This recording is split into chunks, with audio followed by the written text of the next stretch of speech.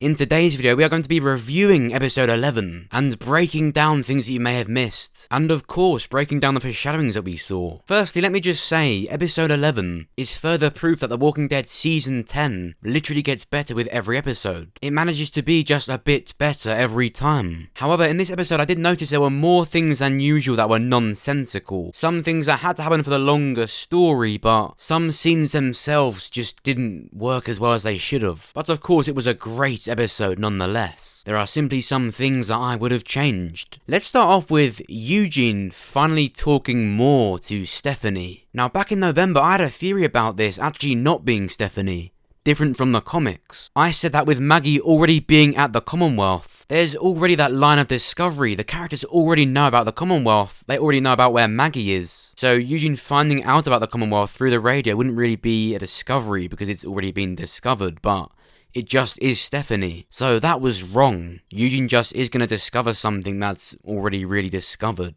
I said it would make a lot more sense if this is how Michonne left the show, through finding out about Rick. For Eugene to be the one to make this discovery would mean a lot more if it was to do with the CRM, to do with the community at Philadelphia. Now it's not, he's just finding out about the Commonwealth where Maggie already is. In this episode, they finally exchange locations. Stephanie reveals she's in Charlotte, West Virginia, which makes a lot more sense. In the comics, the Commonwealth is in Ohio, so in terms of time for the story, the fact it's in West Virginia is a lot easier for them to travel, and for it to be in time for the end of season 10. Eugene also got an official date of where to meet Stephanie. That's why we see Eugene, Ezekiel and Yumiko travel in the sneak peeks and the trailers, is because they're about to meet the first of the Commonwealth, which will lead to the last minute brief appearance of Maggie. I liked Eugene more than ever in this episode. Now go! Before I see something I truly regret. It's me. Which brings us on to the next part of the video. This scene was not a hallucination or a flashback. I was wrong. About Rosita not being a bitch. You like this girl, huh? Yes, so leave him alone. He's been after you for years, and as soon as he actually finds someone that he likes for real, you come over and play with his mind and ask him to kiss you. Now they actually like someone, you come over and try and take the joy away from him. Just because you're bored. Are you really that bored with your life that you've got to do that? I genuinely wonder what I'd do if I was Gabriel, though. Does Eugene count as a real human? Is it like kissing a dog? Would Gabriel care? And why is Rosita all of a sudden, she thinks she's gonna die? There's someone like Rosita, it's so obvious she's gonna die, don't. Eugene, how you known me this long and you have no game? Because he's been after you, you blind bat. Do you want to kiss me? Come on, kiss me. Hurry before I change my damn mind. I don't like Rosita anymore, this is why I said it was a hallucination, because it's fucking weird. I didn't know she'd come out of nowhere and do this puerile shit. Eugene, I know you've been after me for years and you finally found someone that you actually like. But I've got Gabriel at home. Do you want to kiss me? I reckon she's been scarred by Abraham doing that shit during season 6, and she just does it to everyone else now. This is how it normally fucking works. So yeah, my theory of that being a hallucination was wrong. I just thought I knew Rosita. Obviously not. And I also said if it wasn't a hallucination, it means Gabriel's dead, because she wouldn't do that. She wouldn't do that to Gabriel, kiss another person. She would. Right then, might as well. Go on, Eugene. Go on.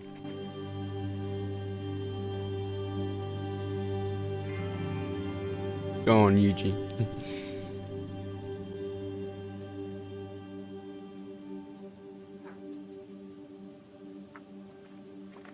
It's a special kind of peculiar to hang. Wow. Oh, wow, you didn't cheat. You're not an adulterer. You. Anyway, let's get into the real stuff. The Whisper War has finally begun.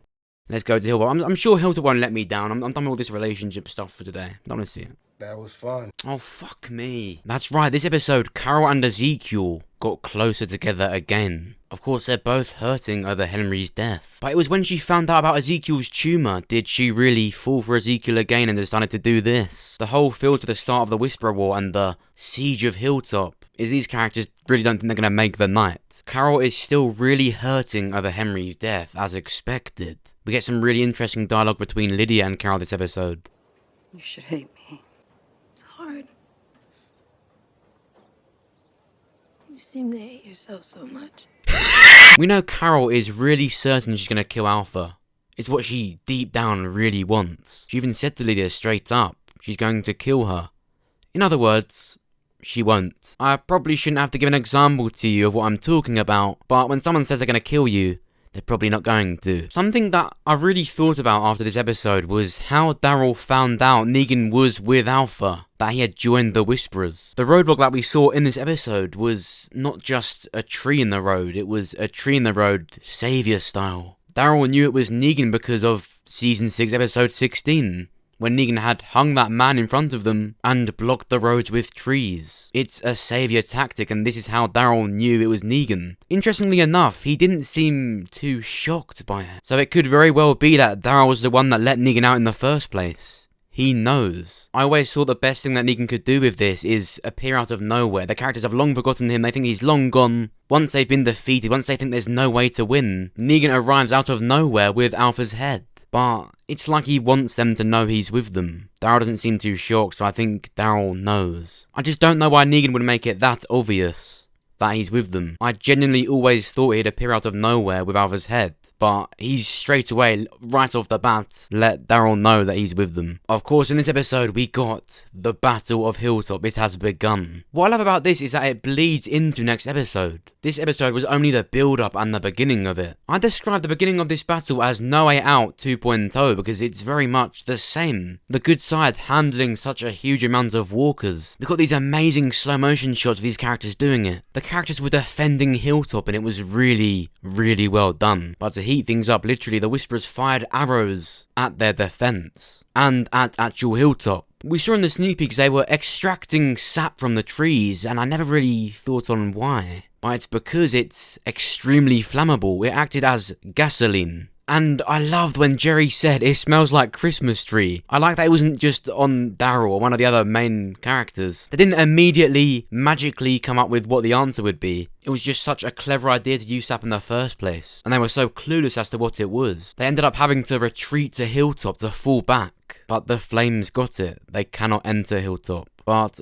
of course there's got to be some deaths at the Battle of Hilltop. That's just got to happen. More than just some unnamed extra characters. Who will die next episode? Well, in the remaining part of the Battle of Hilltop, I do think Earl will fall. This episode showed us that. What I loved about this is we saw more of Alden and his friendship, his almost brotherhood with Earl. They both lost people to the Pikes, and Alden himself puts a lot of hope into Adam. He didn't even let Gamma look at him. In the meeting room when they were talking about what to do when the Whisperers attack, Earl was the only one fighting. He seems to be one of those characters that will really die with the Hilltop. Of course, he wasn't even seen when they were battling, but he was the one bringing up to fight. He was the one with his heart in it, and he really wanted to stay. Next episode, we see Alden and Kelly stuck in a car with Adam. The fact that they've escaped Hilltop and Earl isn't with Adam says something. I think it's now going to be Alden's responsibility. I think he's going to live. I think Kelly will also live. They're going to escape this car. But more importantly, Alden's going to take Adam and raise him for Earl. Like I said, the way Earl was talking, his heart is at Hilltop and they're gonna have to leave it behind. Even if they somehow make it past the damage, everything says that Earl will not make it. And a lot of this episode just further proved that Rosita won't either. As I said in my last review, she's constantly talking about someone being there for Coco. She had this last out of place scene with Eugene as a way of giving almost approval to Eugene. Go on and live your life and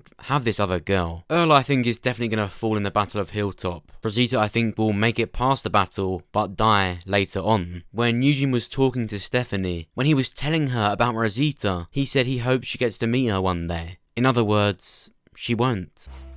I made you something.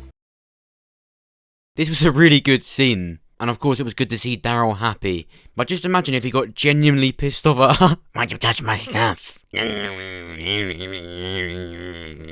last thing I want to talk about is how the characters still have injuries from the cave. If you look very carefully when watching this episode, Daryl and Kelly were limping. Just think of Gabriel's comic death. He falls from that water tower, he falls on that ladder and breaks his leg. It's the exact leg that Kelly's limping on. She's so obviously limping and it's very clear to viewers which character would be up there and would be a scout. Kelly is absolutely a suspect. Keep an eye on Kelly. Overall, this episode was another amazing episode. It is the real start of the Whisperer War. This battle begun in this episode and will continue and finish in episode 12. So look out for my trailer breakdown coming shortly after this video. Did you enjoy this episode? Is there anything you would have changed about it? What did you like about it? On the top right of your screen, you're going to see an eye icon. Just click or tap on that and you can vote in the poll. Do you think Daryl knew about what Negan was going to do? Did he release Negan from his cell? Make sure you vote in the poll and of course, comment down below what you think. I really want to hear what you think on this. And of course, if you enjoyed this video, then make sure you press the like button. It actually genuinely supports me and will get this video more seen. And if you did enjoy it, then make sure you check out videos that are similar to this one. Make sure you check out my review for episode 10. I give my full and entire theory as to why I think Rosita's going to die and what Gabriel has to do with that. And all the foreshadowings in that episode. And make sure you check out my World Beyond trailer breakdown where we also talk about, of course, Rick Grimes and where he is. We talk about the confirmed locations of the 3 communities within the CRM, which of course tells us where Rick is. Make sure you go and check it out.